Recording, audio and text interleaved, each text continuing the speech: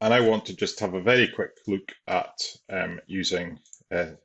calculating stockpiles within TBC. So I'm just going to drag and drop an AutoCAD file here of a survey of a stockpile. And if we just jump to the 3D view here, we can see that basically what we've got here is a series of points around the bottom of the stockpile. And then we actually have 4 points measured in the top without any break lines. So we just want to investigate some of the break line editing commands within TBC. So what I want to do here is I can just actually turn off the surface strip command. Sorry, the topsoil strip surface rather. I'm going to select these entities and I'm going to say that we want to create a surface, and I am going to call this surface stockpile. And I will just choose OK to that.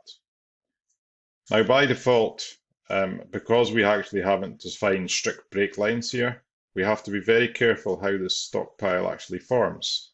So if we can see here that it's actually just generated points, triangle edges between these points at the top, that's fine if that is how it actually is on site. But if I have knowledge of this stockpile and I actually know that these are essentially two separate stockpiles, then we've got a few different ways of actually editing the DTM here. So one of them is we can just choose to swap triangles, and we can basically, it needs to be done from the plan view, but we can basically just tap in here and we can actually just turn the way these triangles form. And we can see here, essentially, we're changing it as though we've actually formed two stockpiles. And obviously, we're going to get a drastically different volume based on what it was before. So just what it was before, if I just undo, you can see, oh, let's see if I can, so that's the way the stockpile was. So completely different.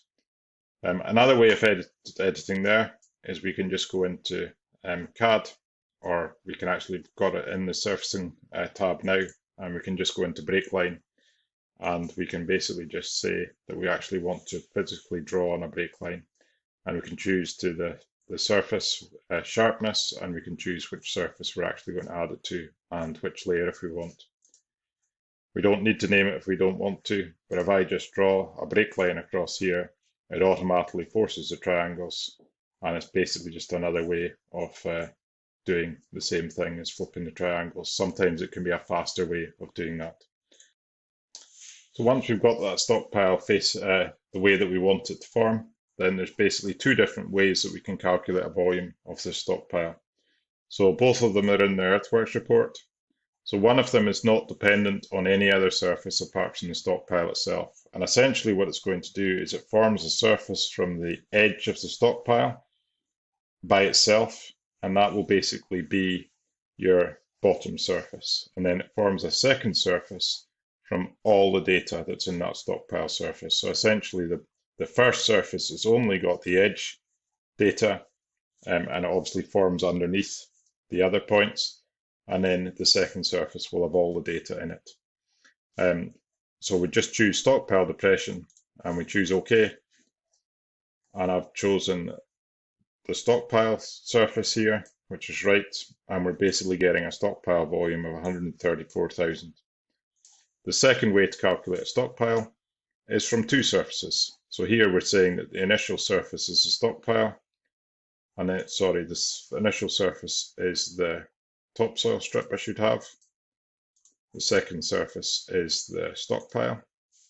And again, if I just run that command, what it's going to do is it uses the second surface as this topsoil strip here, and sorry, the first surface, and the second surface is basically the stockpile, all the data from the stockpile.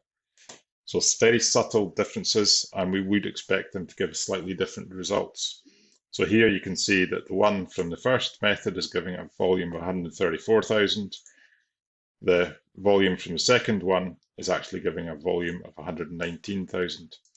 And if we actually use the surface slicer view, we can actually see why that would be.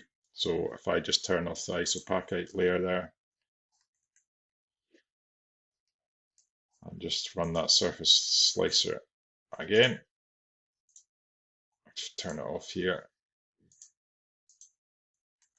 We can see that the stockpile doesn't actually intersect as cleanly as we would expect. So the volume here would be giving me, it would be slightly different from between, or there'll be slight differences between the two methods. So again here, the stockpile, the way it's been surveyed, is actually hanging in midair.